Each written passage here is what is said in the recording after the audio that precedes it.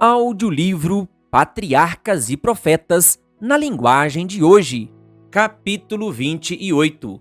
O bezerro de ouro. Enquanto esteve no monte, a ausência de Moisés causou um clima de espera e apreensão para Israel. O povo aguardava ansiosamente a sua volta.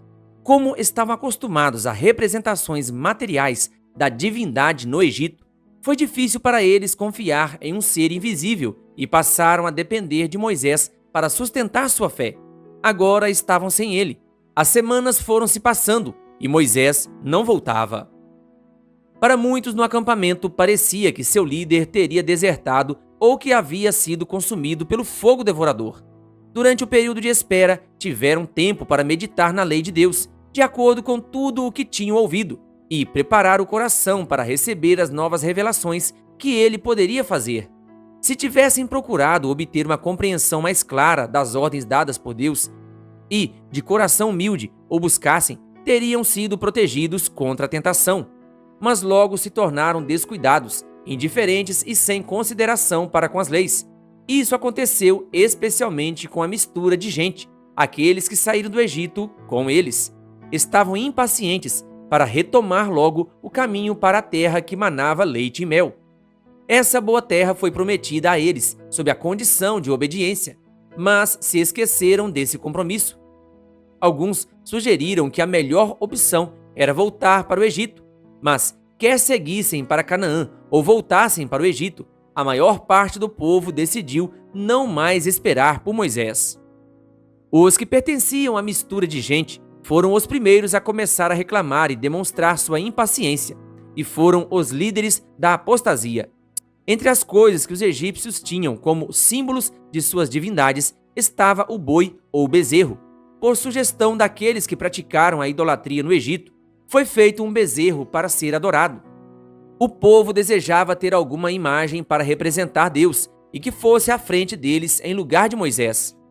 Os grandes prodígios realizados no Egito e no Mar Vermelho tinham por objetivo firmar sua fé em um Deus invisível, todo-poderoso e o grande ajudador de Israel. O desejo do povo por alguma manifestação visível de sua presença foi atendido com a presença da coluna de nuvem e de fogo e pela revelação de sua glória no Monte Sinai. Mesmo com a nuvem de sua presença diante dele, ainda assim voltaram o coração para a idolatria no Egito. Na ausência de Moisés, a autoridade legal tinha sido concedida a Arão e uma multidão se reuniu ao redor de sua tenda. A nuvem, disseram eles, estava permanentemente no monte e não mais iria guiá-los em suas viagens. Queriam ter uma imagem em seu lugar.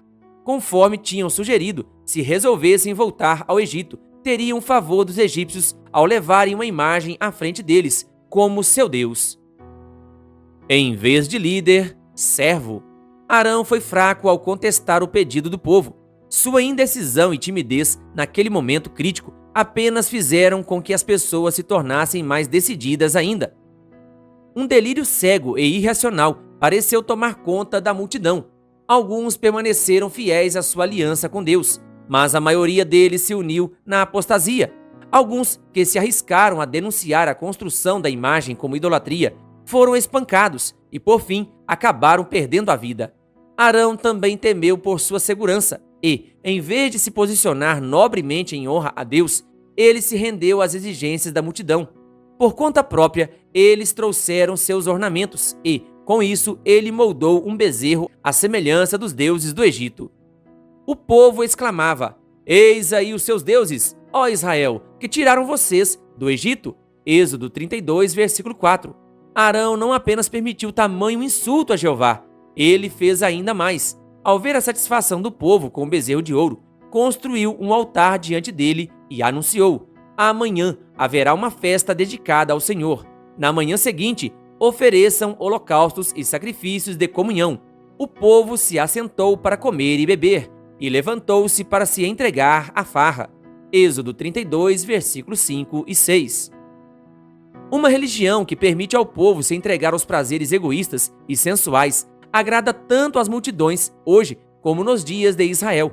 Ainda existem Arões fracos e complacentes na igreja, que cedem aos desejos daqueles que não são convertidos, induzindo-os assim ao pecado. Promessa quebrada. Apenas poucos dias haviam se passado desde que os hebreus estiveram trementes diante do monte Sinai e ouviram as palavras do Senhor. Não terás outros deuses além de mim. Êxodo 20, versículo 3. A glória de Deus ainda pairava sobre o topo do monte, à vista da congregação, mas fizeram um bezerro, adoraram um ídolo de metal, trocaram a glória deles pela imagem de um boi que come capim. Salmos 106, versículos 19 e 20. No monte, Moisés foi avisado da apostasia que estava ocorrendo no acampamento. Desça, o Senhor disse a Moisés, porque o seu povo, que você tirou do Egito, corrompeu-se. Muito depressa se desviaram daquilo que lhes ordenei. Êxodo 32, versículos 7 e 8. A aliança de Deus com seu povo tinha sido quebrada, e ele declarou a Moisés: Deixe-me agora, para que a minha ira se acenda contra eles, e eu os destrua. Depois farei de você uma grande nação. Êxodo 32, versículo 10. O povo de Israel, especialmente aquela multidão mista, estaria sempre inclinada a se rebelar contra Deus, a se queixar de seu líder e entristecê-lo com sua incredulidade e obstinação. Por seus pecados já tinham perdido o favor de Deus. Se Deus resolvesse destruir Israel, quem poderia pleitear por eles? Moisés viu um fundo de esperança onde parecia haver somente o desânimo e a fúria divina. As palavras ditas por Deus, deixe-me agora, ele entendeu não como uma proibição, mas sim como uma oportunidade para interceder pelo caso deles. Se ele suplicasse fervorosamente, Deus pouparia seu povo. Deus deu a entender que iria rejeitar seu povo. Falou deles a Moisés como seu povo, que você tirou do Egito. Moisés negou que a liderança de Israel pertencesse a ele. Não eram dele, mas de Deus, teu povo, que tiraste do Egito com grande poder e forte mão. Moisés ainda insistiu. Por que diriam os egípcios? Foi por intenção maligna que ele os libertou, para matá-los nos montes? Êxodo 32, versículo 11 e 12. Durante os poucos meses desde que Israel havia deixado o Egito, a notícia de seu maravilhoso livramento tinha se espalhado por todas as nações ao redor. O pavor repousava sobre esses povos pagãos. Todos observavam para ver o que o Deus de Israel ia fazer por seu povo. Se fossem destruídos, seus inimigos triunfariam. Os egípcios alegariam que suas acusações eram verdadeiras. Em vez de levar seu povo ao deserto para sacrificar, ele fez com que fossem sacrificados. A destruição do povo a quem ele tanto exaltou traria difamação ao seu nome. Que imensa responsabilidade têm aqueles que são altamente honrados por Deus de tornar o seu nome um louvor aqui na terra.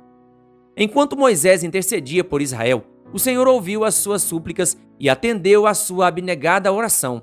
Deus provou o amor de seu servo por aquele povo ingrato, e Moisés resistiu nobremente à prova. A prosperidade do povo escolhido de Deus era mais importante para ele do que se tornar o pai de uma poderosa nação. Deus se agradou de sua fidelidade, de sua integridade e confiou a ele a grande responsabilidade de guiar Israel à terra prometida. Quando Moisés e Josué desceram do monte e se aproximaram do acampamento, viram o povo gritando e dançando ao redor de seu ídolo. Era uma cena de verdadeira orgia pagã, uma imitação das festas idólatras do Egito. Quão diferente era do solene e reverente culto dedicado a Deus. Moisés ficou desolado, acabava de sair da presença da glória de Deus e não estava preparado para aquela abominável demonstração da degradada condição de Israel. Para demonstrar o horror com que viu tamanha ofensa cometida, atirou as tábuas de pedra ao chão e elas se quebraram diante de todo o povo, mostrando com isso que eles tinham quebrado a sua aliança com Deus e, assim, Deus estava quebrando a sua aliança com eles. Moisés castiga os transgressores.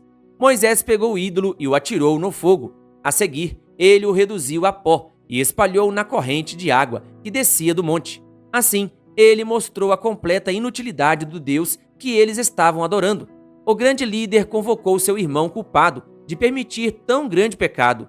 Arão tentou se defender ao relatar os clamores do povo, alegando que, se não tivesse feito conforme pediram, teria sido morto. Eles me disseram: faça para nós deuses que nos conduzam, pois não sabemos o que aconteceu com esse Moisés, o homem que nos tirou do Egito. Então eu disse a eles: quem tiver enfeites de ouro, tragam-os para mim. povo trouxe-me o ouro, eu o joguei no fogo e surgiu esse bezerro. Êxodo 32, versículo 23 e 24. Ele queria levar Moisés a acreditar que tinha acontecido um milagre, que o ouro havia se transformado em um bezerro por um poder sobrenatural. Suas desculpas de nada adiantaram. Foi tratado com justiça, como o primeiro culpado. O próprio Arão, que fora consagrado ao Senhor, Salmo 106, versículo 16, tinha feito o ídolo e anunciara a festa. Ele não conseguiu impedir os idólatras de desafiar o céu. Ele não se abalou ao proclamarem diante da imagem fundida: eis aí os seus deuses, ó Israel, que tiraram vocês do Egito. Êxodo 32, versículo 4. Ele tinha estado com Moisés no monte e lá pôde contemplar a glória do Senhor. Havia sido ele que transformara aquela glória na imagem de um bezerro. Deus havia confiado a ele o governo do povo na ausência de Moisés, mas ele permitira a rebelião. O Senhor irou-se contra Arão, a ponto de querer destruí-lo. Deuteronômio 9, versículo 20. Sua vida foi poupada em resposta à fervorosa intercessão de Moisés. Arão se arrependeu de seu grande pecado e foi restaurado ao favor de Deus. Como Arão estimulou a rebelião. Se Arão tivesse tido a coragem de permanecer ao lado direito, poderia ter evitado a apostasia. Se tivesse se mantido firme em sua lealdade a Deus e lembrado o povo da solene aliança que tinha feito com ele, o mal teria sido evitado.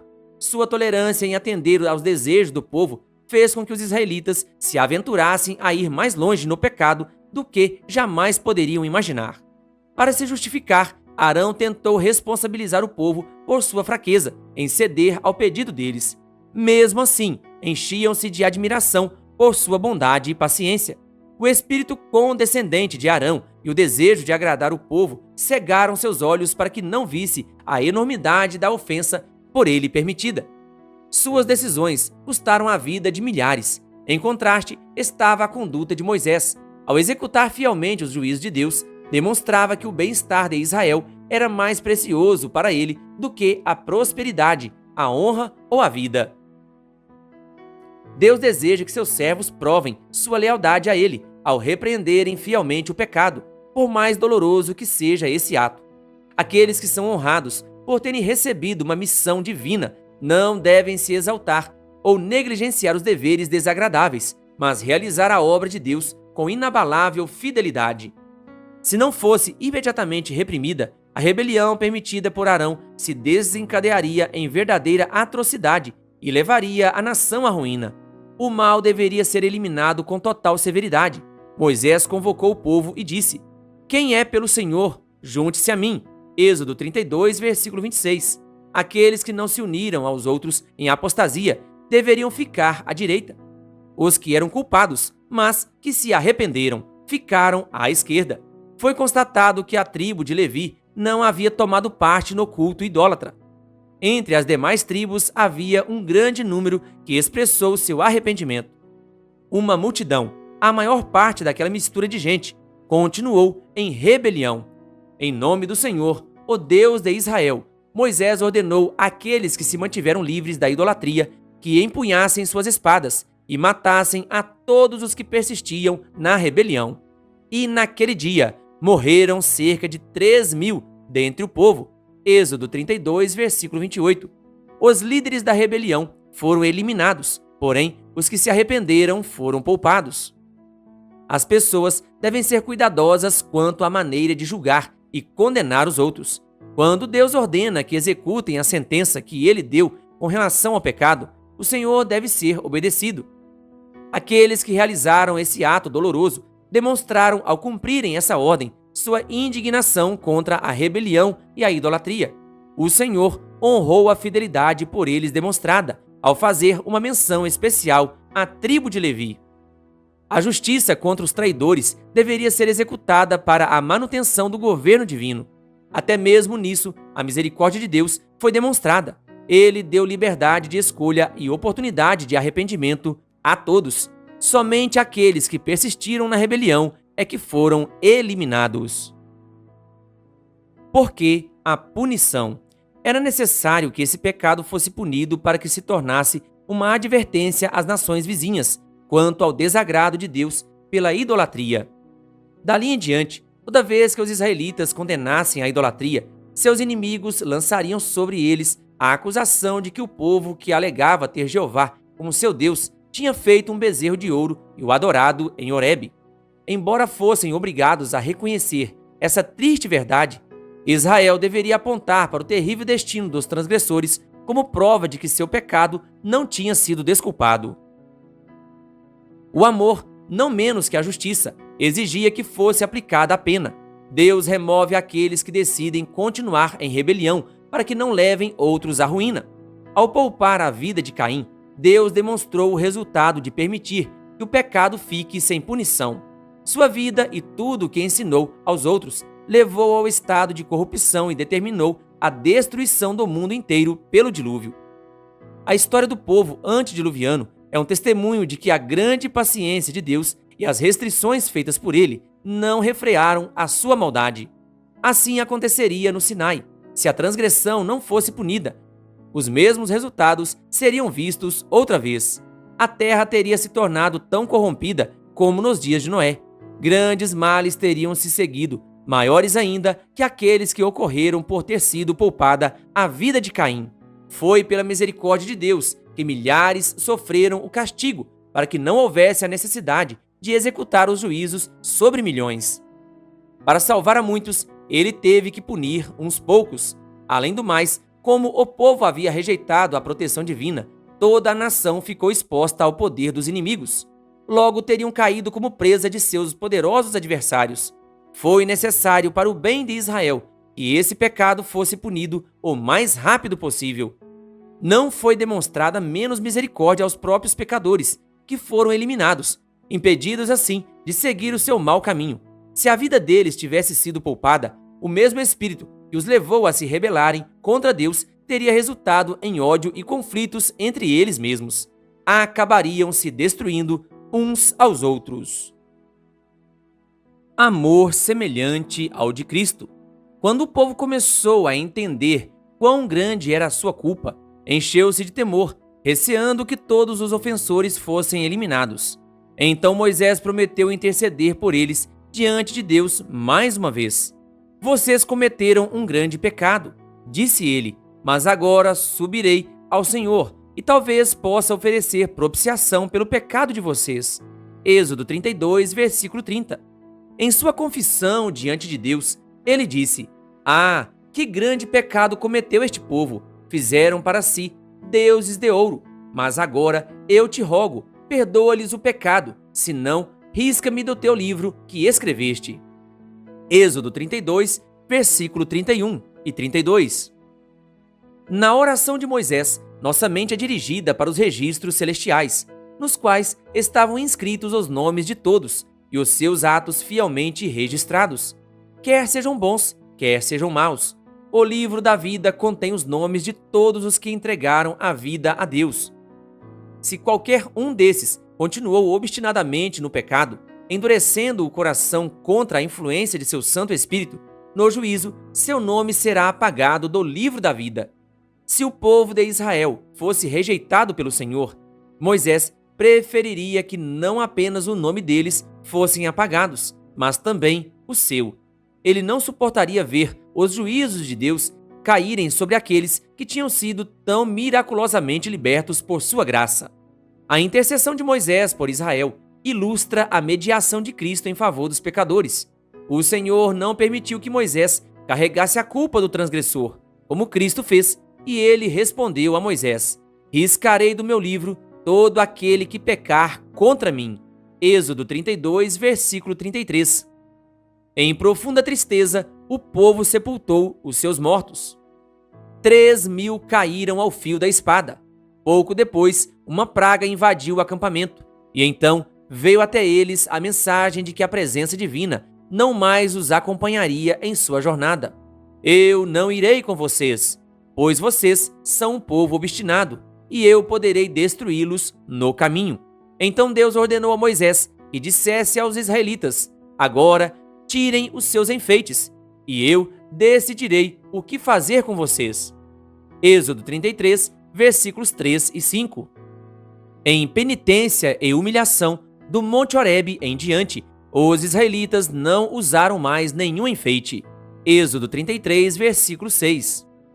Por ordem divina, a tenda que tinha servido como local temporário de culto foi levada para fora do acampamento. Essa era mais uma prova de que Deus tinha retirado deles a sua presença. O povo sentiu profundamente essa repreensão. Para as multidões que tinham a consciência pesada, parecia que uma grande calamidade estava sendo anunciada. Apesar de tudo, não foram deixados sem esperança. A tenda foi armada fora do acampamento e Moisés a chamou de tenda do encontro. Êxodo 33, versículo 7. Todos os que se sentiam verdadeiramente arrependidos e desejavam voltar para o Senhor eram orientados a ir até lá para confessarem os seus pecados e buscarem sua misericórdia. Quando retornavam às suas tendas, Moisés entrava na tenda do encontro. O povo aguardava por algum sinal de que suas intercessões por eles foram aceitas. Quando a coluna de nuvem desceu e permaneceu à entrada do tabernáculo, o povo chorou de alegria. Todos prestavam adoração em pé, cada qual na entrada de sua própria tenda. Êxodo 33, versículo 10. A necessária ajuda de Deus. Moisés tinha aprendido que, para liderar o povo com êxito, ele deveria contar com a ajuda de Deus. Suplicou pela certeza da presença divina com eles. Se me vês com agrado, revela-me os teus propósitos, para que eu te conheça e continue sendo aceito por ti. Lembra-te de que esta nação é o teu povo. Êxodo 33, versículo 13. O Senhor respondeu: eu mesmo o acompanharei e lhe darei descanso. Êxodo 33, versículo 14. Ainda assim, Moisés não estava satisfeito. Ele orou para que o favor de Deus fosse restabelecido ao seu povo e que o sinal visível de sua presença continuasse a guiá-los em sua viagem. Se não fores conosco, não nos envies. Como se saberá que eu e o teu povo podemos contar com teu favor se não nos acompanhares? Êxodo 33, versículos 15 e 16. Então o Senhor disse a Moisés: farei o que me pede, porque tenho me agradado de você e o conheço pelo nome. O profeta ainda não parou de suplicar. Ele fez um pedido que nenhum ser humano lhe tinha feito antes. Peço-te que me mostres a tua glória. Êxodo 33, versículo 17 e 18. Moisés vê a glória de Deus. Em resposta ao pedido de Moisés, palavras cheias de graça foram pronunciadas. Diante de você farei passar toda a minha bondade. Êxodo 33, versículo 19.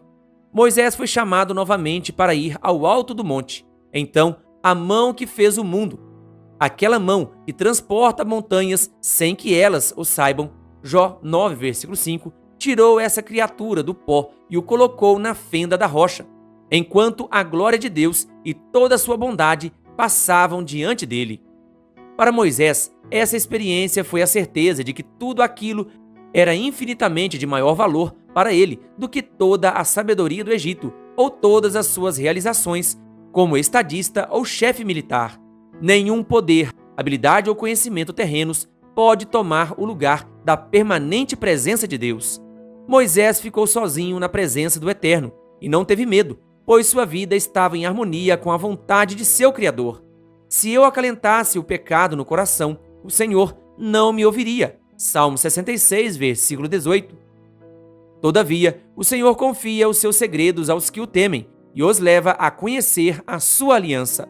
Salmo 25, versículo 14. A divindade passou por Moisés e proclamou sobre si: Senhor, Senhor, Deus compassivo e misericordioso, paciente, cheio de amor e de fidelidade, que mantém o seu amor a milhares e perdoa a maldade, a rebelião e o pecado.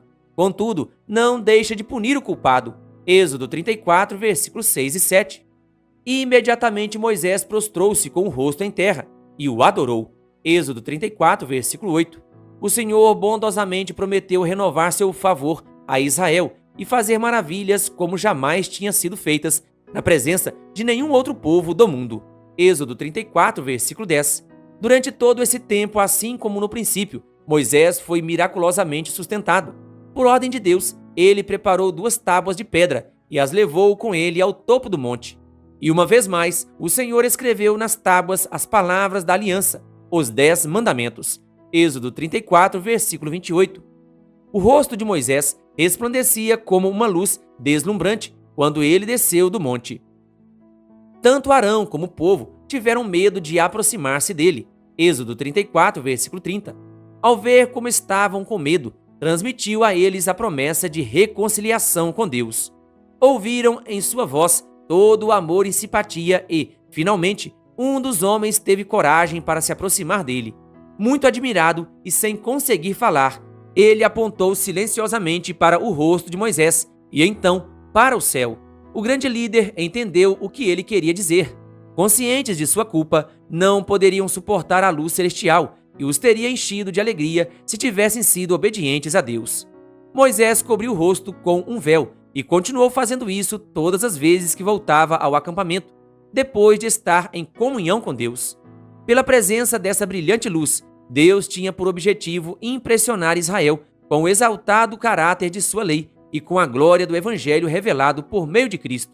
Enquanto Moisés estava no monte, Deus lhe apresentou não somente as tábuas da lei, mas também o plano da salvação. Ele viu o sacrifício de Cristo prefigurado em todos os tipos e símbolos da era judaica.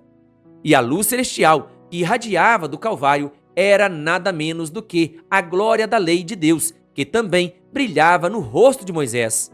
A glória que refletia no semblante de Moisés é uma prova de que, quanto mais íntima for a nossa comunhão com Deus e mais claro o conhecimento que temos de seus preceitos, mais plenamente estaremos em harmonia com a imagem divina. Assim como Moisés, o intercessor de Israel, escondeu o seu rosto, Cristo, o divino mediador, também escondeu sua divindade na humanidade quando veio à terra. Se ele tivesse vindo revestido do esplendor do céu, seres humanos pecadores não suportariam a glória de sua presença. Por isso, ele se humilhou e veio à semelhança de homem pecador. Romanos 8, versículo 33, para que pudesse alcançar a raça caída e reerguê-la. Querido ouvinte, que a graça e a paz de Jesus estejam com você. Se inscreva em nosso canal e ative o sininho das notificações. Canal O Bom da Bíblia, compartilhando a palavra de Deus.